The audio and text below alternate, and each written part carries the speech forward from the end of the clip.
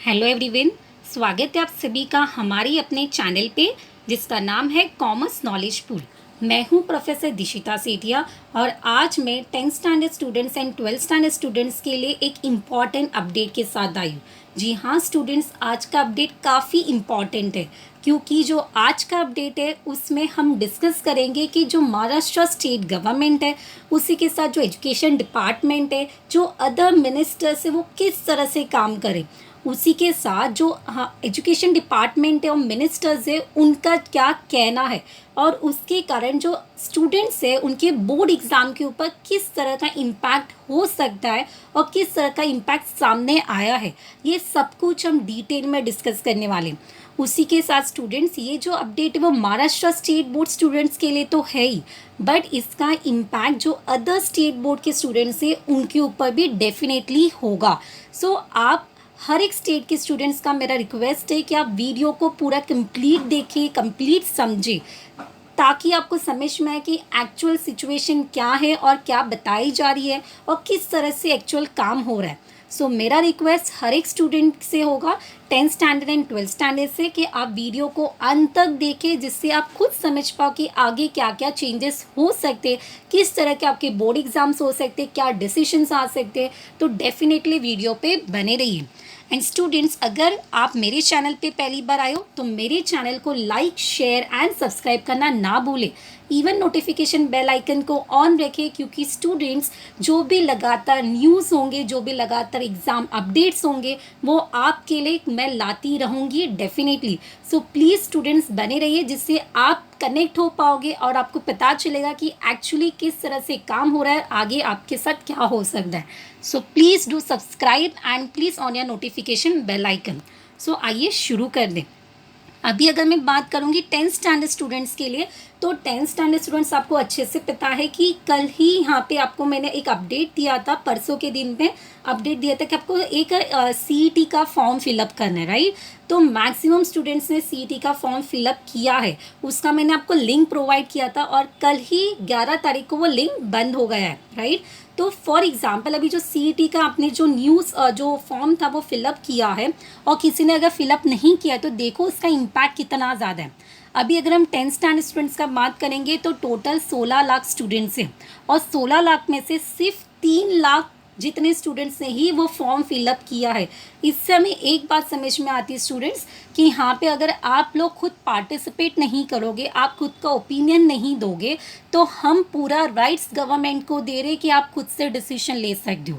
सो इसलिए मैंने तभी भी कहा था स्टूडेंट्स कि आप ये वीडियो को ज़्यादा से ज़्यादा शेयर करें, ताकि जितने स्टूडेंट्स हैं उन तक वीडियो ये पहुंच पाए और वो भी पार्टिसिपेट कर पाए। बिकॉज स्टूडेंट पार्टिसिपेट करना ये सभी का राइट्स है, खुद का ओपिनियन देना ये सभी का राइट्स है। तो जब तक आप खुद के ओपिनियन नहीं दोगे तब तक हम किस तरह से रिजल्ट ला पाएंगे, राइट। अगर आपको एग्ज़ाम कैंसिल भी चाहिए, अगर आपको इंटरनल असेसमेंट भी चाहिए और अगर आपको CET नहीं चाहिए तो वो कैसे पहुँचेगा। अगर आप पार्टिसिपेट ही नहीं करोगे तो कैसे पहुँचेगा। तो अगर हम देखेंगे तो 16 लाख स्टूडेंट्स में से सिर्फ 3 लाख स्टूडेंट्स है जिसने यहाँ पे CET का जो फॉर्म है वो फिलअप किया है और उसके बेसिस पे ही रिजल्ट लाया गया है। अभी उसमें से भी अगर हम देखेंगे तो मोस्ट ऑफ देम 70% जितने स्टूडेंट्स ने बोला है कि यस CET होना चाहिए।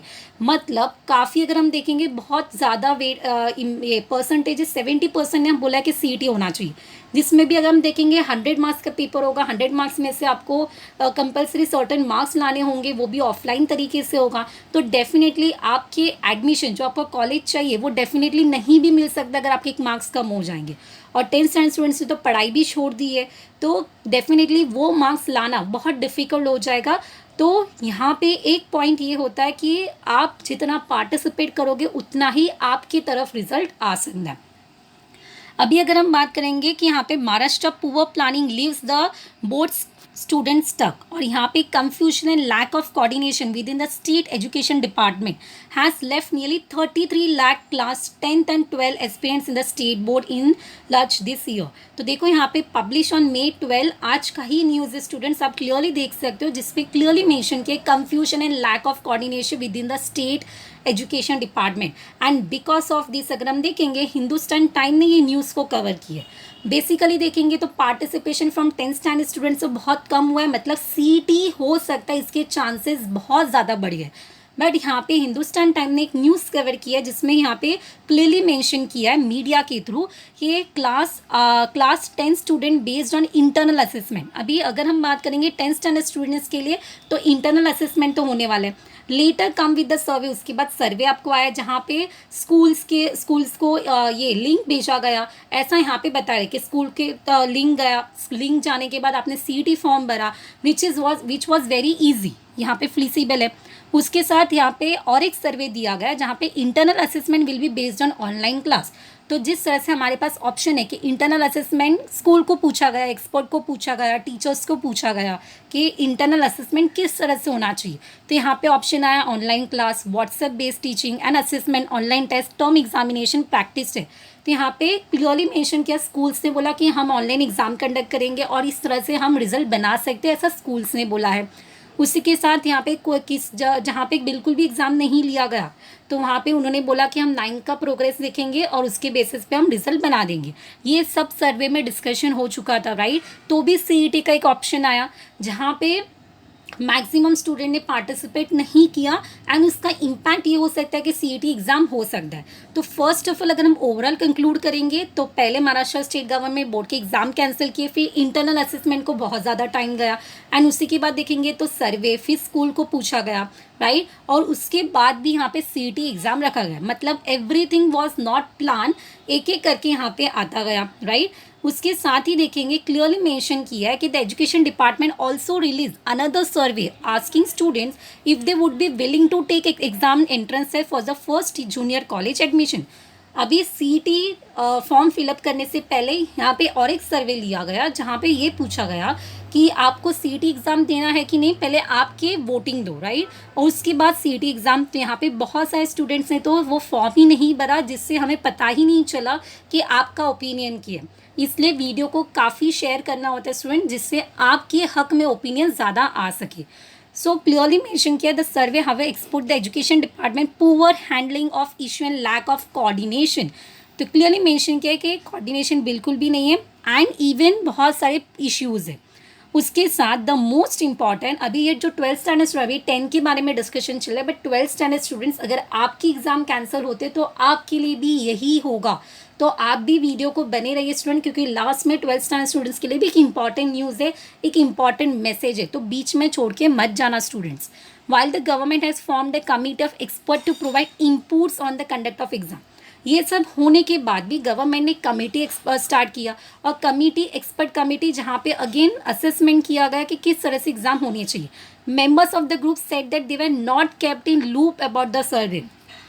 यहाँ पे एक बड़ी खबर है स्टूडेंट्स, देखो आप तक इन्फॉर्मेशन पहुँचा, CET फॉर्म बना है, स्कूल तक इन्फॉर्मेशन पहुँचा, बट जो कमेटी बिठाई गई थी एक्सपर्ट कमेटी, वो ये बता रहे कि यहाँ पे ये जो सर्वे होना था, मतलब ये हो रहा था सर्वे, उसके बारे में उनको कोई भी आइडिया नहीं था।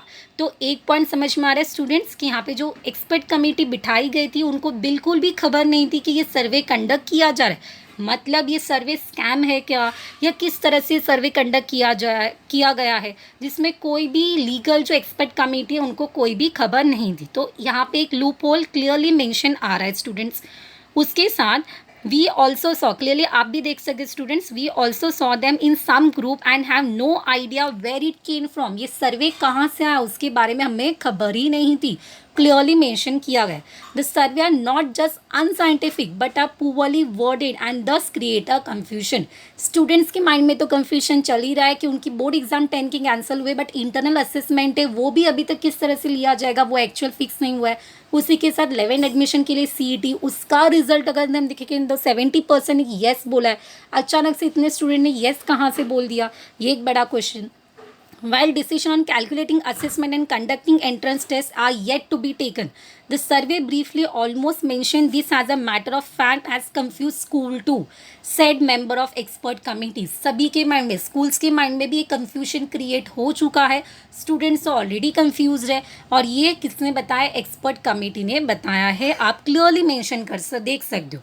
अभी अगर हम बात करेंगे तो 10th स्टैंडर्ड स्टूडेंट्स आपकी एग्ज़ाम कैंसिल हो चुके, बट आपके लिए CET के चांसेस बढ़ गए स्टूडेंट्स, बिकॉज आपने पार्टिसिपेट तो किया, बट यहाँ पे मैक्सिमम पार्टिसिपेशन चाहिए था, तो वीडियो को मैक्सिमम शेयर करना था।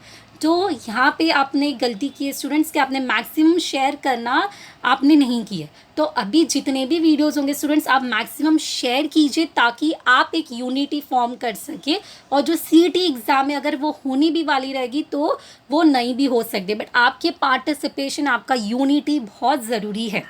अभी अगर हम बात करेंगे 12th स्टैंडर्ड स्टूडेंट्स, तो उनके लिए तो यहाँ पे कोई डिसीजन ही नहीं लिया गया है। तो while the education department has said in April that exams for SSC class will be conducted as per the earlier plan, पहले अप्रैल में बोला गया था कि आपकी मई एंड में एग्जाम कंडक्ट किए जाएंगे।